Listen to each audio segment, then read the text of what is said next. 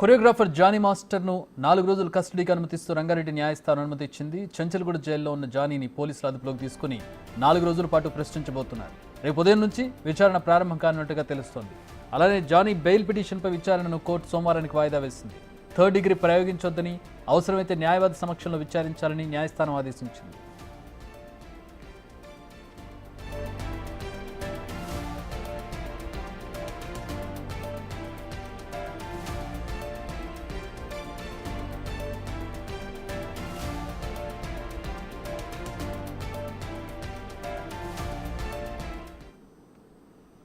ఎట్టకేలకు 4 రోజుల జ్యుడిషియల్ కస్టడీకి ఇస్తుంది. ప్రస్తుతం ఇంట్రాగేట్ చేయబోతున్నారు జానీ మాస్టర్. దీనికి సంబంధించి మరిన్ని వివరాలు మా ప్రతినిధి రాణా జాయిన్ అవుతున్నారు అందించడానికి. రాణా, ఎట్లాంటి షరతులు పెట్టింది కోర్టు ఇంట్రాగేషన్ సమయంలో?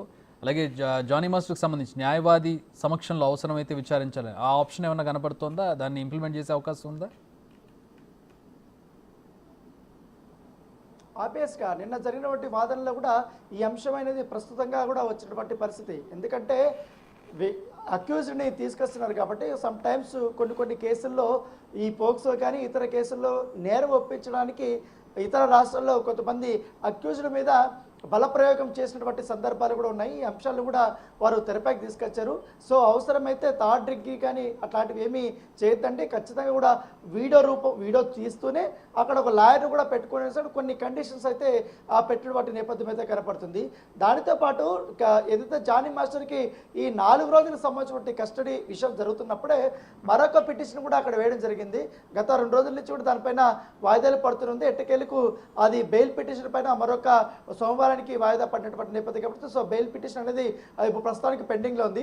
ఈ కస్టడీ పిటిషన్ అనేది చాలా కీలకమైనటువంటి అంశాలతో కూడుకున్నది. ఎందుకంటే ఆయన కస్టడీలోకి వస్తే కానీ పోలీసులు పూర్తి స్థాయిలో విచారించడానికి అవకాశం ఉండదు. ఎందుకంటే ఇప్పుడు ఆల్రెడీ విక్టిమ్ పెట్టిన తర్వాత కేసు అనేక రకాలుగా కూడా పోలీసులు కొన్ని ఆధారాలను కూడా సేకరించారు, కొంతమందిని విచారించారు.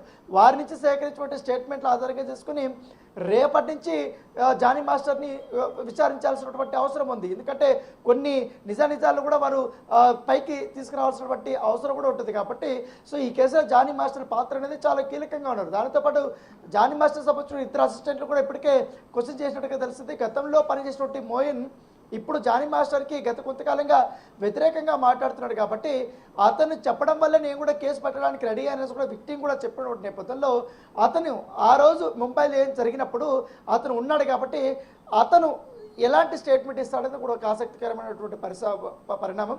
దానితో పాటు ఇప్పుడు ఈ జానీ మాస్టర్ సంబంధించిన వైపు సుమలత కూడా కొన్ని అలిగేషన్స్ చేస్తూ కొన్ని ఆధారాలు కూడా పోలీసులకి విక్టిమ్కి సంబంధించినటువంటి విషయంలో ఆమె సమర్పించినటువంటిగా తెలుస్తుంది. దానిపైన కూడా వారు విచారించబోతున్నట్టుగా మనకు సమాచారం ఉంది. ఇవాళ 12 గంటలకి నుంచి స్టార్ట్ అయింది. 28వ తారీఖు 4 గంటల వరకు కూడా ఆయన్ని కస్టడీలోకి తీసుకుని విచారించుకోవచ్చు అనేసి కూడా కోర్టు డైరెక్షన్ ఇచ్చినటువంటి నేపథ్యం అయితే కనపడుతుంది. కంపల్సరీ కోర్టు ఇచ్చినటువంటి డైరెక్షన్స్ మస్ట్ అండ్ షుడ్గా పోలీసులు పాటించాలని కూడా కోర్టు ఆదేశించడం జరిగింది. ఎందుకంటే ఈ 3rd డిగ్రీ అనేది ఉండదు. యాజ్ యూజువల్ ప్రకారం ఇలాంటి కేసుల్లో ఆబ్వియస్గా మనం వీడియోలన్నీ కూడా తీసుకుంటారు కాబట్టి పోలీసులు కూడా ఈ ఇంట్రాగేషన్ జరిగేటప్పుడు విచారణ జరిగేటప్పుడు మస్ట్ అండ్ షుడ్గా వాళ్ళు ప్రికాషన్స్ అనేది తీసుకుంటారు. సో ఆయన సెలబ్రిటీ కాబట్టి ఇప్పుడు ఆల్రెడీ రిమాండ్ కాపీలో పలుకున్నట్టుగా ఆయన తప్పును ఒప్పుకున్నాడనేసి కూడా రాశారన్నటువంటి నేపథ్యంలో ఆయన అఫీషియల్గా దాంట్లో ఒప్పుకుంటాడా లేదా వీళ్ళు అడిగినటువంటి క్వశ్చన్స్కి ఎంతవరకు సమాధానం చెప్తాడనే దానిపై కూడా ఒక ఆసక్తికరమైనటువంటి పరిణామం. సో రేపు 10 గంటల నుంచి ఆయన్ని కస్టడీలోకి తీసుకోబోతున్నారు. ఎందుకంటే ఆల్రెడీ ఇప్పుడు ఆర్డర్ కాపీ రావడానికి సమయం పట్టింది. ఇప్పుడు ఆర్డర్ కాపీ తీసుకొని చెంచల్గూడకి వెళ్ళాలి, అక్కడ మళ్ళీ కాసేపు వెయిట్ చేసి వాళ్ళకి జైలర్కి ఇచ్చి తర్వాత ఆయన్ని తీసుకొని ప్రధానంగా ఎట్లాంటి ఆరోపణలు ఎదుర్కొంటున్నారు జానీ మాస్టర్? ఏ కోణాల్లో అతన్ని ప్రశ్నించే అవకాశం ఉంది?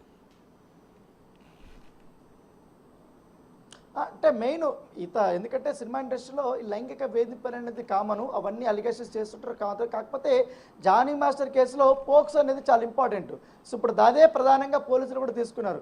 ఎందుకంటే విక్టిమ్ చెప్తుంది నాకు 16 సంవత్సరాలు ఉన్నప్పుడు ముంబైలో నా పైన అఘాయిత్యం చేశాడనేది కూడా ఆమె ప్రస్తుతంగా చెప్పింది. కాబట్టి ఈ అంశాన్ని నిజమా కాదని వాళ్ళు తేల్చాల్సింది రేపు పోలీసులు విచారణలో అవన్నీ కూడా తెల్లమవుతుంది. సో ఆ పాయింట్ని వీళ్ళు ఎప్పుడు వెళ్ళారు? ఎందుకంటే విక్టిమ్ మాత్రం తను వాళ్ళు ఏ మేనేజర్ చేశారు, నాకు ఫోన్ చేశారో గుర్తులేదు, ఏ హోటల్కి తీసుకెళ్లేదు గుర్తులేదు, ఆ ఏరియా అంతా నాకు కొత్త, వాళ్ళు ఎక్కడ దిగారో నేను కూడా అక్కడే దిగాను అనేది కూడా ఆమె చెప్తున్నటువంటి వర్షన్. సో ఇది ఎప్పుడు జరిగే 6 సంవత్సరాలు కాబట్టి ఈ 6 సంవత్సరాల సంబంధించిన గతంలో ఆ డేటా ఇప్పుడు ఆమె చెప్తున్నట్టు ఆ హోటల్ ఉంటుందా లేదా అది ఒకటి ఉంటుంది. తర్వాత వాళ్ళ రికార్డుల్లో అది మెయింటైన్ చేస్తారా లేదా అనేది ఒకటి చూసుకోవాల్సి ఉంటుంది. సో చాలా కాంప్లికేషన్స్ ఉన్నాయి కాబట్టి పోలీసులు అదేవిధంగా ఆమె చెప్తున్నట్టు అలిగేషన్స్ అన్నీ కూడా జానీ మాస్టర్ ముందు పెట్టి ఆ క్వశ్చన్స్ అడిగే అవకాశం ఉంది. ఇది ఏంటి, ఇది ఎప్పుడు ఉంది, దాంతోపాటు పలుమార్లు అత్యాచారం చేశాడు. అంతే, అదొక్కసారే కాకుండా పలుమార్లు దానితో పాటు బెదిరించి, అంటే నాకు ఇష్టం లేకపోయినా కూడా ఆయన కావాలనే హెల్త్ బాగాలేనప్పుడు కూడా పిలిపించుకొని మరి నన్ను